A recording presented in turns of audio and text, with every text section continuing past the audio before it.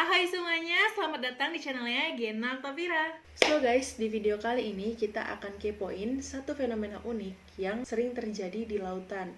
Nama fenomena ini adalah fenomena bioluminescence atau bioluminesensi. Tapi sebelum kita mulai klik lebih jauh apa sih fenomena bioluminesensi itu, aku mau disclaimer dulu kalau misalnya aku dapat informasi ini dari berbagai sumber ya guys. Ada yang dari jurnal, ada yang dari artikel, dan juga ada yang dari website. Jadi kalau misalnya mungkin ada kekurangan atau mungkin ada kesalahan, mohon maaf banget. Dan kalian bisa banget untuk tambahin di kolom komentar kalau misalnya kalian tahu kekurangannya. Lanjut, next. So, kita masuk ke pembahasan yang pertama, yaitu apa sih sebenarnya fenomena bioluminescence itu? Jadi, fenomena bioluminescence ini guys, adalah fenomena di mana lautan akan memancarkan cahaya di malam hari. Biasanya cahaya yang muncul di lautan itu berwarna biru ataupun kehijauan ya. Fenomena bioluminescence ini kan murni terjadi dari air laut, tapi merupakan hasil pendarahan cahaya yang berasal dari tubuh makhluk hidup yang tinggal di dalam laut. Biasanya makhluk hidupnya itu dalam bentuk yang mikroorganisme ataupun yang makroorganisme. Nah, sebenarnya fenomena bioluminescence ini nggak cuma ditemukan di laut ya guys. Misalnya kalian pernah nih lihat kunang-kunang. Kunang-kunang itu kan memancarkan cahaya kuning kehijauan dari tubuhnya ya. Nah, itu juga bisa disebut sebagai fenomena bioluminescence. Kalau kalian juga pernah ngelihat jamur yang dia memancarkan cahaya, itu juga salah satu fenomena bioluminescence yang ada di daratan.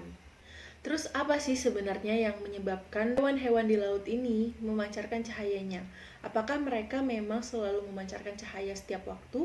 Atau ada hal-hal tertentu yang membuat mereka memancarkan cahaya tersebut? Yuk kita kepoin satu persatu. So, ternyata hewan-hewan yang berpotensi untuk menyebabkan fenomena bioluminescence ini mengalami reaksi kimia yang terjadi di dalam tubuh makhluk hidup yang berpotensi untuk melakukan bioluminescence ini. Reaksi kimia yang terjadi ini akan melibatkan senyawa-senyawa seperti luciferin dan luciferase. Nah, senyawa ini kemudian akan bereaksi dengan oksigen, di mana hasilnya nanti adalah senyawa oksiluciferin yang bersifat memandarkan cahaya. Nah, cahaya yang dihasilkan oleh senyawa luciferin ini berbeda-beda guys, tergantung dari habitat si makhluk hidup tersebut. Kalau misalnya kan tadi aku sebutkan bahwa hewan-hewan yang tinggal di laut itu memandarkan cahaya berwarna biru kehijauan. Nah, kalau di daratan, contohnya kunang-kunang, itu akan memancarkan warna kuning kehijauan. Terus kalau misalnya jamur warna-warni, itu tergantung di mana hewan tersebut atau makhluk hidup tersebut tinggal gitu. Nah, terus yang selalu jadi pertanyaan adalah apa sih yang menyebabkan reaksi kimia ini terjadi? Nah, aku mengutip dari beberapa sumber ya guys. Ternyata fenomena bioluminescence ini terjadi karena adanya beberapa faktor pemicu. Yang pertama, hewan-hewan yang memancarkan bioluminescence ini mungkin merasa terancam dengan predator yang ada di sekitar lingkungannya.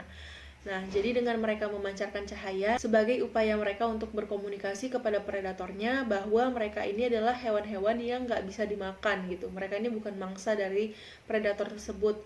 Dan predator ini akan mengira bahwa hewan-hewan bioluminescence ini adalah jenis hewan yang beracun.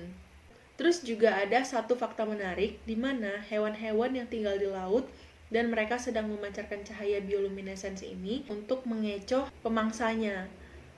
Mereka ini biasanya akan berenang mendekati permukaan pada saat lagi memandarkan cahaya itu ya. Dan predator yang muncul dari bawahnya, ini kan misalnya mereka nih, terus predator yang muncul di bawahnya itu akan mengira bahwa pancaran cahaya itu adalah cahaya matahari. Jadi predatornya itu akan terkecoh gitu loh guys. Oke, kita lanjut ke faktor pemicu yang kedua. Kalau tadi di faktor pemicu yang pertama, hewan-hewan bioluminescence ini merupakan hewan mangsa yang sedang berusaha untuk kamuflase mengecoh si predatornya.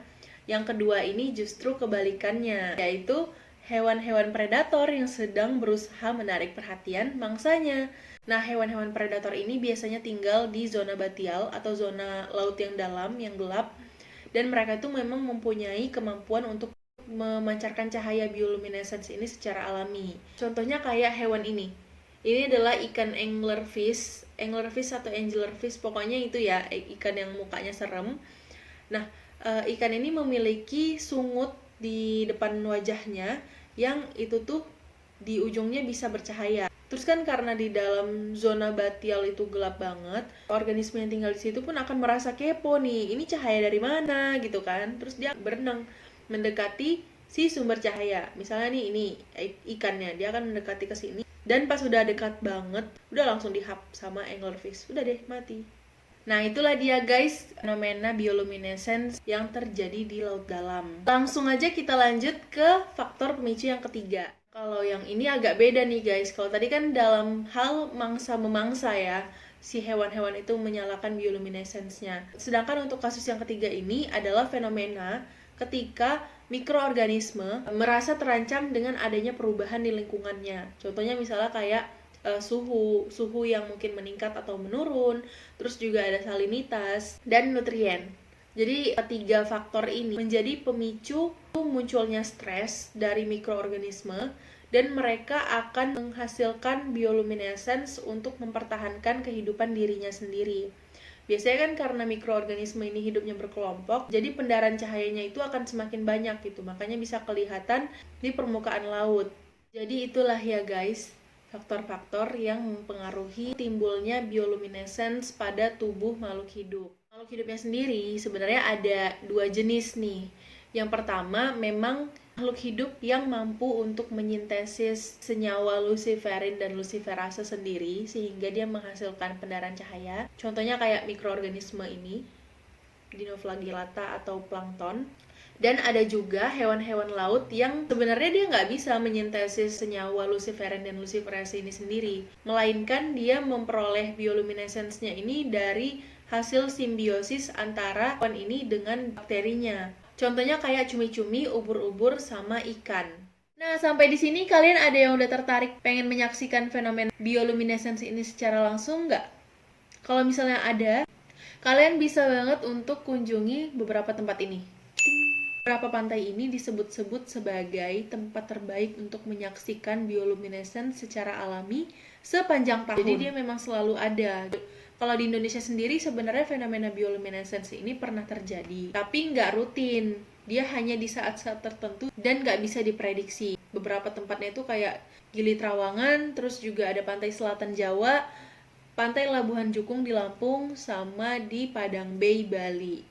So guys, jadi itulah dia fenomena bioluminescence yang bisa kita kepoin hari ini. Kalau misalnya kalian punya tambahan informasi, bisa banget untuk tulis di kolom komentar supaya kita bisa makin luas lagi nih wawasannya.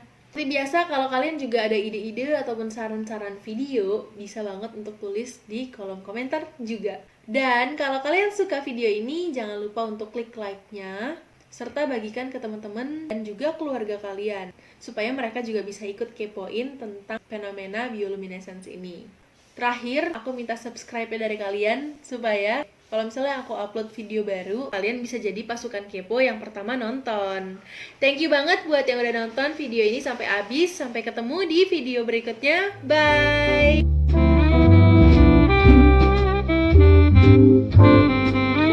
Assalamualaikum warahmatullahi wabarakatuh. Oke, next lanjut. Oke, next. Oke.